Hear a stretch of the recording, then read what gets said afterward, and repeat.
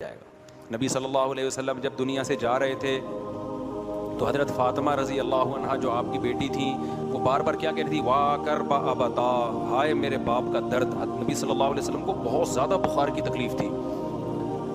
ऊ कमा यू अकू रजुलान, नबी ने फरमाया जितनी एक आम शख्स को बुखार में तकलीफ़ होती है मुझे उसकी दुगनी होती है। अल्लाह ताला ने नबी सल्लल्लाहु अलैहि वसल्लम को वफ़ात के वक्त बीमारी की डबल तकलीफ़ दी ताकि आपके आखिरत में दर्जात बुलंद हो जाएं। गुनाह तो होते नहीं हैं तो अल्लाह अपने महबूब लोगों को बाज़ दफ़ा तकलीफ़ में डालते हैं कि अब सारी तकलीफ़ें ख़त्म हो रही हैं तो अब दुनिया में ज़्यादा तकलीफ़ दे दो ताकि और आपका दर्जा बुलंद हो जाए। तो हज़रत फ़ातिमा जब नबी सल्लल्लाहु अलैहि वसल्लम को बुखार में देखा ना, शदीद तकलीफ़ में, तो क्या फरमाया, वाह कर बता, हाय मेरे बाप का दर्द। तो नबी ने क्या फरमाया, ला करबा अला अबी का बादल यौम, ए फ़ातिमा आज के बाद तेरे बाप पर कोई तकलीफ़ नहीं आई।